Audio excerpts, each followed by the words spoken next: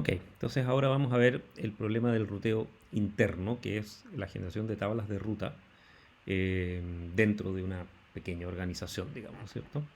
En general, hasta acá siempre hemos supuesto que estas tablas de rutas existen cuando vemos el ruteo básico en IP, ¿no es cierto? En fin, la idea es que yo siempre tengo una tabla de rutas para poder rutear. Y el punto es que alguien tiene que configurar estas tablas de ruta y de alguna forma tengo que aprender cuando hay cambios, sobre todo a medida que el paquete IP, digamos, y los routers se van metiendo hacia adentro de Internet, ¿no es cierto? En los extremos es muy fácil, en general tengo un default y voy hacia allá y se acabó. Eh, la mayor parte de los computadores conectados a Internet en los extremos, ¿no es cierto? Los celulares, los notebooks, etcétera, eh, reciben su dirección IP y su default gateway, digamos, ¿no es cierto? Y su configuración básica de ruta desde un sistema central que en general usa DHCP como protocolo, digamos. Entonces, cuando yo me conecto a una nueva red, me pregunto, digamos, dónde estoy y quiénes son acá, y hay un servidor, digamos, que me configura mi versión inicial, que es muy simple. Estas entradas que están configuradas, digamos, en el servidor local de DHCP son rutas estáticas, es decir, son rutas que están configuradas a mano, digamos, por alguien que dijo este servidor, digamos, lo que está en esta red y todos quienes le pregunten, asígnale este rango de direcciones, etcétera. En la casa de ustedes, por ejemplo, el router que los conecta a su proveedor está configurado de esa forma, de modo que él les entregue todas las configuraciones que se necesitan. Eh, Obviamente, en la medida que mi problema crece, ¿no es cierto? Y me voy volviendo una red más compleja, podría ser una casa muy complicada o normalmente es más bien una organización. Entonces, imagínense, por ejemplo, la Facultad de Ingeniería en la Universidad de Chile. Entonces, básicamente, yo tengo una red troncal, ¿no es cierto?, que vamos a dibujar acá como un anillo de fibra óptica, ¿no es cierto?, donde tengo mi troncal de alta velocidad, digamos, y que a esa troncal se interconectan routers de los distintos departamentos, digamos, física, el DCC, ¿no es cierto?, en fin. Entonces, cada lugar físico de la facultad tiene un router que se interconecta y da ese acceso. Y uno de estos routers, digamos Gateway 4 en este caso, me conecta hacia Internet, digamos, ¿no es cierto?, hacia el resto de la universidad y hacia el default. Entonces, yo quiero que este sea el camino default de todo el mundo, pero cada una de estas redes pasa a través de otro router para llegar acá. Entonces, si yo estoy aquí, por ejemplo, en la red 3, ¿no es cierto? Este computador que se conecta aquí a la red 3 no solo tiene que saber que él está en la red 3 y por lo tanto todos los prefijos de red 3 tiene que buscarlos directamente, no solo tiene que saber que su default es este router, ¿no es cierto? Sea cual sea su IP aquí en red 3, porque por acá queda todo el mundo, eh, sino que tiene que saber también si hay otras cosas acá en la red. Por ejemplo, si aquí veo un router que lo interconecta a otra red más, él tendría que saberlo. Por eso es que uno en general tiende a un formato más de este esquema, o sea, donde la red es muy simple y si yo, por ejemplo, voy a tener una segunda red en ese departamento, no voy a poner un router aquí, ¿no es cierto? Sino que lo que hago es este router, ponerle más interfaces y acá tengo otra red, ¿ah? De modo de que la configuración de estos computadores sea muy simple, sea esta es la red donde tú estás y este es tu default, ¿ya? Sin embargo, eso es para el computador que está acá, ¿no es cierto? Sin embargo, para este router, el mundo es un poquito más complicado, porque ahora él sabe que por esta interfaz está todo el prefijo de red 3, y por lo tanto cualquier IP con ese prefijo hay que ir por acá. Él sabe que su default es Gateway 4, por lo tanto por esta interfaz hacia Gateway 4 él también sabe para dónde ir. Y también sabe que está conectado a esta red, ¿no es cierto? Que digamos que se llama red 5, digamos, que es la red troncal, y por lo tanto él está conectado directamente a esa red. Entonces tenemos red 3 conectado directamente, red 5 conectado directamente, por lo tanto esos dos prefijos, si yo recibo un paquete IP para ellos, sé hacia dónde tienen que ir, y default Gateway 4, lo cual significa cualquier otra cosa se va a Gateway 4. Sin embargo, si se fijan, él además debiera saber que red 2 queda hacia Gateway 2 y que red 1 queda hacia Gateway 1 y así, digamos, iterativamente en la medida que puede tener cada vez más departamentos o más routers, digamos, conectados. En la escuela de ingeniería deben haber, digamos, una quincena de redes de este tipo. Por lo tanto, este router empieza a tener bastante información que conocer, ¿eh? Ahora, inicialmente, cuando eran poquitos, digamos, lo que hacíamos es que los administradores del campus nos poníamos de acuerdo. Si yo era el DCC, digamos, y pues aquí agregaba una segunda red IP, yo le avisaba a todos mis amigos de los otros departamentos y cada uno de ellos iba ahí a mano, agregaba la red aquí a la tabla y le decía, mira, queda por este gateway. Si ellos se equivocan, tampoco es demasiado grave, porque en el fondo yo le voy a mandar el paquete a mi default, que es Gateway 4, y Gateway 4, como es un router aún más grande, que está más cercano al resto, etc., él sí es importante que él conozca todas las redes que están en el campus, lo más probable es que lo sepa, y por lo tanto, si él lo sabe, él lo puede arreglar, porque él lo que hace es devolver el paquete a la misma red 5 y se lo envía al verdadero router. Entonces, si yo, por ejemplo, red 3, le genero un paquete IP que va a red 1, y yo me equivoco, no tengo red 1 aquí en mi tabla, y se lo envío a el Gateway 4, Gateway 4 lo va a leer, va a decir, no, pues esto no es para mí, en realidad es para Gateway 1 y se lo va a enviar correctamente.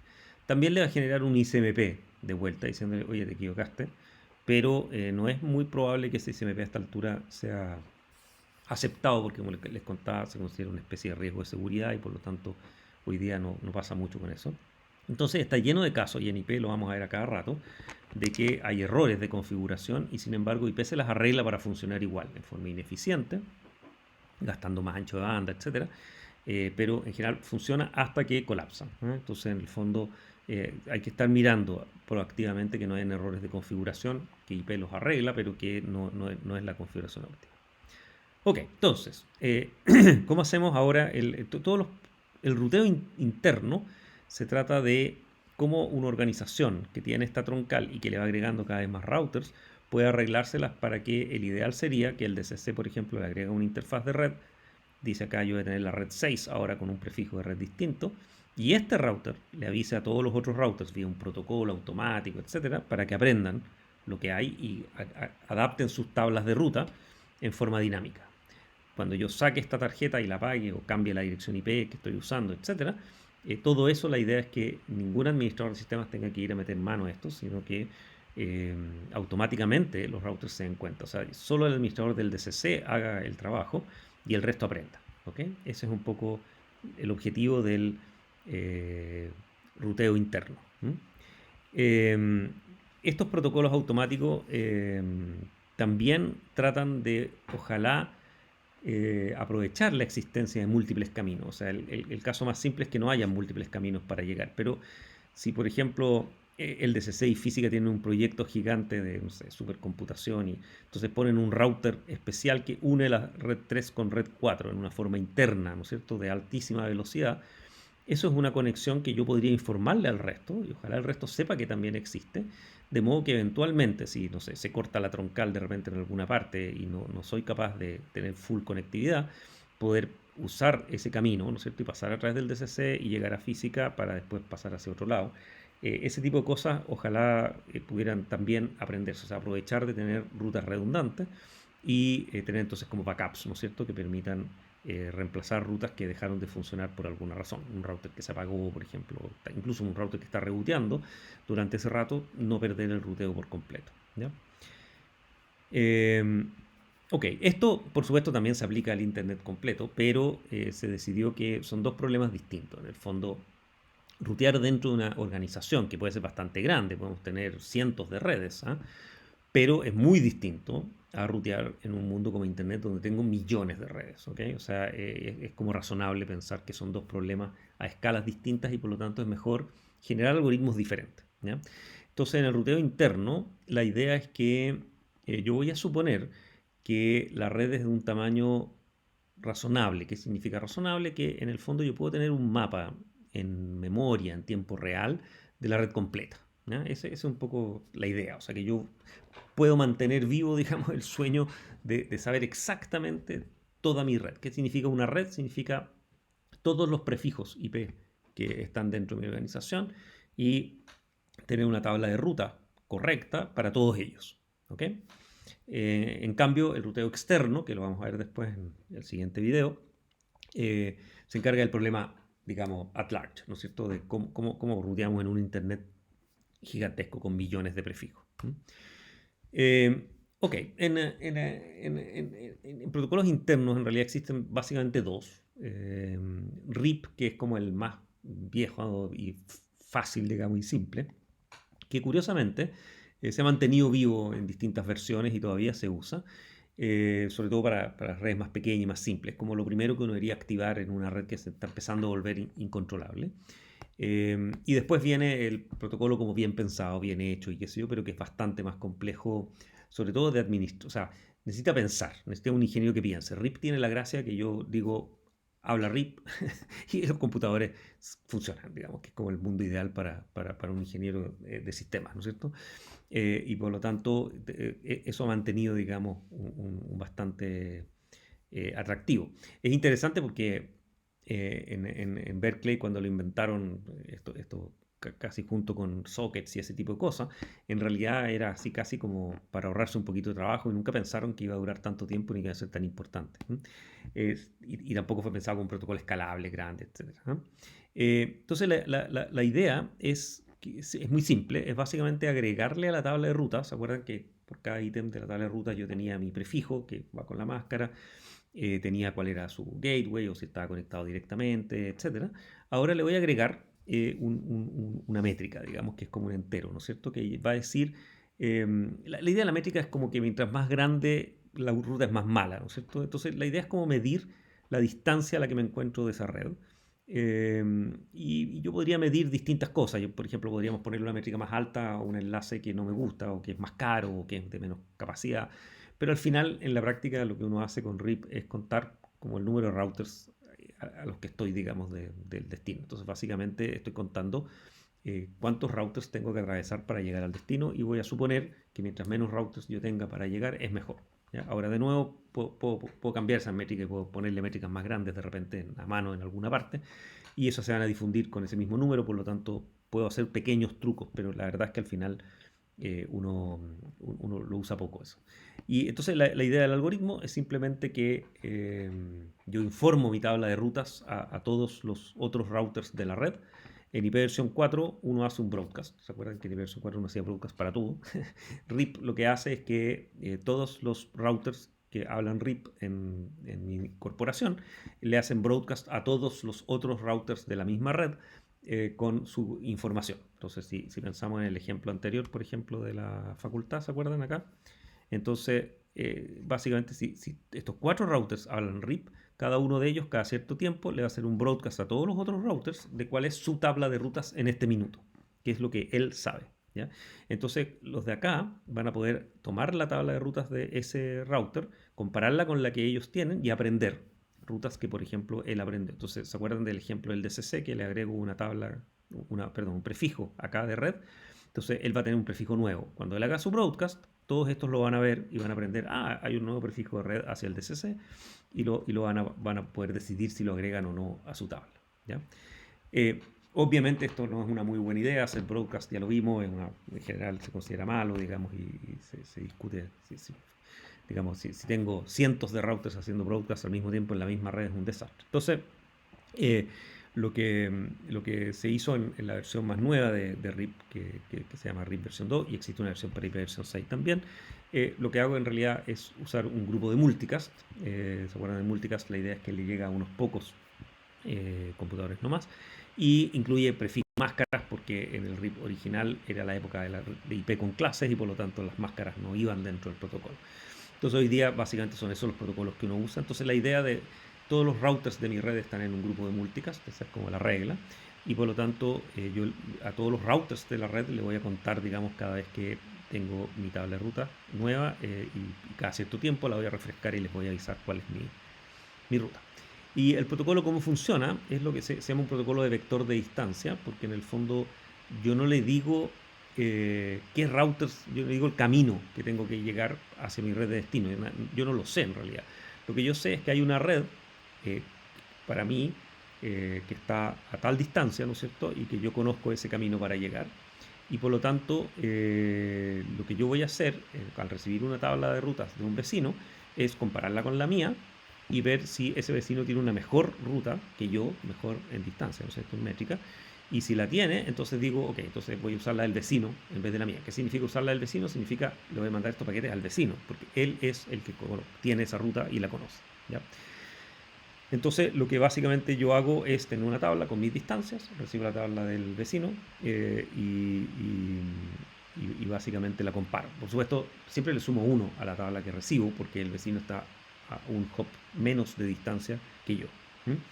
Eh, hay un pequeño problema con los ciclos en RIP, digamos, porque como yo no conozco los caminos, yo podría efectivamente estar jugando rutas cíclicas y cosas como esas. Y entonces se incluyen eh, pequeños trucos, digamos, para arreglar eso, pero en general eh, se las arregla, ¿ya? Entonces, la regla es, le sumo 1 a todas las métricas que yo recibo de un vecino, la comparo con mis métricas y si él tiene una mejor ruta, habiéndole sumado 1, la tomo, ¿ya?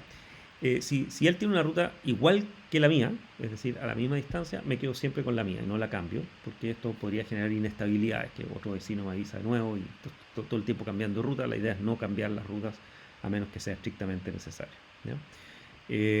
Y como esto es un ruteo interno dentro de una corporación, la ruta default sigue existiendo en general dentro de estos routers y por lo tanto todo router de esta institución tiene una ruta default asociada y también se mantiene la regla de que esa ruta default tiene que llevarme hacia un internet cada vez más grande y la cadena de defaults tiene que llevarme a un router que no tiene default en su memoria. Eh, eso. Eh, ¿Cómo borro rutas? La idea es que, imagínense que un router se cae, por ejemplo, y pierde una ruta. La idea es que ese router no me va a avisar que se cayó, ni me va a avisar que perdió la ruta. Y por lo tanto, lo que yo hago es, eh, el protocolo, digamos, lo que hace es hacer este multicast de información cada ciertos intervalos de tiempo y después de varios intervalos de tiempo de ese tipo, si yo no he vuelto a escuchar de una ruta que aprendí, la borro. ¿Okay? Entonces significa que la ruta, además de tener la métrica, tiene que decirme a qué hora, digamos, hace cuánto tiempo que la aprendí por última vez, de modo de poder olvidarla en el tiempo cuando ya no he escuchado hablar más de ella. Y esto, por lo tanto, es básicamente el algoritmo, ¿no? Broadcast, como decía, era uno de sus principales problemas. Se arregla bastante con multicast y por lo tanto las nuevas versiones funcionan bien. Eh, el problema principal de RIP es los ciclos, ¿ya? Entonces los ciclos yo los puedo ilustrar, digamos, en un ejemplo, ¿no es cierto? Donde si yo tengo acá una cadena de routers, ¿no es cierto? Y esta es mi ruta que estoy usando en este minuto para llegar desde esta red a la red 1. Y entonces lo que vamos a hacer es que el router 1, digamos, se apagó, se cayó, ¿no es cierto? Y por lo tanto dejó de existir durante un rato. Entonces, obviamente, por un tiempo, esta red de acá cree que sigue habiendo un camino net 1 que va a través del router 3 y el router 3 sigue creyendo que hay un camino que va a router 2, etc. Y estas son las métricas, ¿no es cierto? O sea, 3 dice yo estoy a distancia 2, él dice estoy a distancia 1 y él dice estoy a distancia 0. ¿Ya? Por lo tanto, eso hasta ahí está bien, digamos, y bueno, se cayó esto y por lo tanto tengo un rato para detectar lo que va a pasar. Entonces, lo que va a ocurrir primero es que el router 2 va a expirar, digamos, en su tabla el camino que decía que tenía un camino hacia red 1 de tamaño 1, ¿ok? Y entonces va a eliminar eso de su tabla de ruta y va a quedarse con la idea de que no hay ningún camino hacia allá, ¿ya? Y mientras está en eso, el router 3, que está haciendo multicast a toda la gente de su tabla de ruta, le va a enviar su tabla de ruta a router 2 y el router 2 va a decir, oh, qué interesante, eh, justo ya no tengo más rutas para ir a net 1 y me acaba de llegar una información que router 3 tiene una que está a distancia 2, distancia 2. Entonces lo que va a pasar, digamos, es que router 3 va a aprender esa ruta a distancia 3 y la va a aumentar en su tabla y por lo tanto la va a informar después a router 2 diciéndole, oye, estoy a distancia 3 y él va a decir, ahora estoy a distancia 4 y le va a informar a él y entonces va a quedar esto en un ciclo donde las rutas siguen estando en un ciclo. O sea, si aquí llega un paquete IP que va hacia red 1, va a ir hacia el router 3, o el router 3 lo mandará a 2, 2 a 3, 3 a 2, 2 a 3, etcétera, lo cual es obviamente un error. Y las rutas van a ir incrementándose hasta el infinito, pero no se va a resolver el ciclo. Perfecto. Esto obviamente es un error del protocolo. Pues. ¿Qué debió haber pasado? En el fondo es obvio, o debió haber sido obvio, para router 2, ¿no es cierto? Que si se murió este router de acá, que es quien le informó la ruta, no, él correctamente debió haber eliminado eso de su tabla de ruta. Pero cuando router 3 le informa que él tiene una ruta de largo 2 para llegar a red 1, es obvio que este router debió haberse dado cuenta que esa ruta no tiene ningún sentido, porque es la misma ruta que él, router 2, le informó a router 3. Por lo tanto, basta con tener algún tipo de protocolo que nos permitiera darse cuenta de eso. ¿Ya? Y eso en el fondo no es tan difícil. La idea es no caer en loops tan simples, digamos. Esto, en este caso, es más simple todavía porque es como a un router de distancia, pero esto podría ser, uno puede recrear un fenómeno como este en un escenario más complejo. Yo no tengo por qué estar en contacto directo, digamos, con el router que cambió la ruta, pero sí puedo darme cuenta que, eh, que yo aprendí la ruta por la misma interfaz, digamos, donde yo estoy enviando la información. Entonces, en el fondo es como decir, si yo aprendo por acá una ruta, el router 3 me dice yo tengo una ruta por esta interfaz y yo se la mando de vuelta, router 3 podría decidir no tiene sentido porque él me está respondiendo con la misma información que yo tengo, o él podría decir no tiene sentido enviarle a router 3 la misma información que él me envió. ¿Okay? Pero eso implica anotar un poquito más, ¿no es cierto? Saber, por ejemplo, por qué interfaz aprendí una ruta o quién me la envió, ¿no es cierto? Ese tipo de cosas. Eh, entonces, se usan dos técnicas en RIP. Una se llama Split Horizon, que es básicamente esta idea de no enviar actualizaciones de ruta por la misma interfaz por la cual las recibí. Y la otra técnica se llama Poisson Reverse, que la idea es yo envío esa información pero con distancia infinito. Y lo otro importante es que en RIP se define que el infinito vale 16. ¿eh?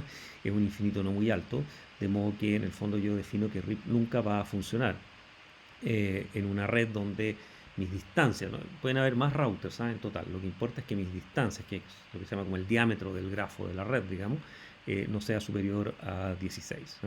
Sobre 16 se considera que eso es una distancia infinita. En el fondo, 15 es válido, 16 es que no hay camino en esa dirección. Eh, Eso. Y la siguiente familia, que es la más complicada, que se inventó un poco después, ya esto es como años 90, digamos, empiezan a aparecer estas ideas, es OSPF, que se basa en el Shortest Path First como algoritmo, digamos, de encontrar el árbol cubriente óptimo en un grafo. Y la idea entonces es que yo voy a tratar de tener en memoria, de todos los routers de mi red, tener en memoria una foto del grafo de la red en este minuto, completo y perfecto, y voy a buscar, voy a calcular el árbol cubriente mínimo a partir de mí mismo, o sea, yo como router, hacia todo el resto de la red. Y cada uno de esos routers van a calcular ese algoritmo. ¿Ya? Esto lo hace caro en CPU porque esos algoritmos son caros. Y de nuevo, no es escalable al Internet completo, pero la idea es que yo pueda tener cientos de routers en mi organización y pueda manejar esto en buena forma y sobre todo suponiendo que los enlaces son más o menos estables, no están cayéndose una vez por segundo, ¿no es cierto? Y por lo tanto, yo puedo calcular esto, digamos, ¿no? Y este tipo de protocolo, la idea es que en general tratan de reaccionar muy rápido a los cambios y por lo tanto cuando un enlace se cae, deja de funcionar, yo dejo escuchar un router en particular con el que estoy hablando, yo lo comunico muy rápido y lo que se hace lo que se llama una inundación de la red y se trata de que su información fluya hacia todos los vecinos y esos vecinos se lo manden a su vez a todos los vecinos, de modo de que rápidamente todo el mundo se dé cuenta que el grafo cambió, tengan la nueva versión del grafo y recalculen el árbol cubriente mínimo con este nuevo grafo. Entonces la idea de flooding es inundar súper rápidamente el grafo de los routers con información nueva y todos estos routers se ponen a calcular a su vez, digamos, el árbol cubriente mínimo. En general son algoritmos muy, muy eficientes, muy rápidos, son muy precisos porque ahora sí la idea es que el árbol cubriente mínimo yo lo tengo calculado completo, por lo tanto yo sé de verdad cuál es el árbol y por dónde va y conozco la red entera. Entonces ya no tengo problemas de loops, por ejemplo, porque antes yo manejaba la distancia nomás, ¿no es cierto? Ahora manejo el camino completo de todos los routers que tengo que atravesar. Y por lo tanto, cuando recibo información de routers que yo conozco, yo sé dónde están en la red, ¿no? Se pueden hacer algunas chorezas arriba de OSPF que son muy interesantes. Y la crítica, digamos, de OSPF, yo diría que son dos. Una es el consumo de CPU misma de los routers. En particular, si por ejemplo ustedes consideran un enlace que está cada rato subiendo y bajando, eso hace que todos los routers de la red están recalculando el árbol cubriente mínimo cada rato y básicamente en vez de rutear se dedican a calcular, ¿no es cierto? Y el segundo problema es el costo de ingeniería. Esto implica diseñar, implica pensar, implica dibujar y no todas las organizaciones, digamos, tienen ingenieros que sean capaces de manejar estos temas, ¿no?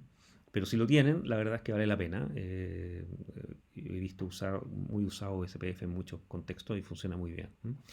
El modelo esencial es que hay un área cero, que es el backbone. ¿Se acuerdan del backbone de la facultad, por ejemplo? Sería nuestra área cero.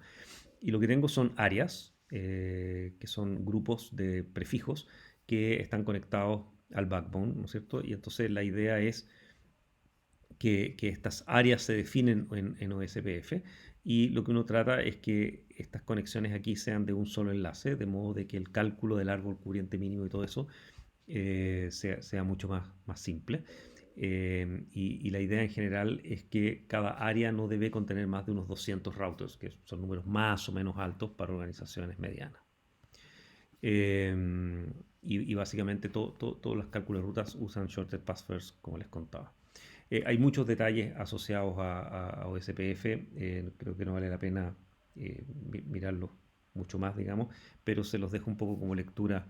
Es un muy buen algoritmo cuando se trata de organizaciones medianas, ¿no es cierto? Y como la Universidad de Chile, por ejemplo, cosas así.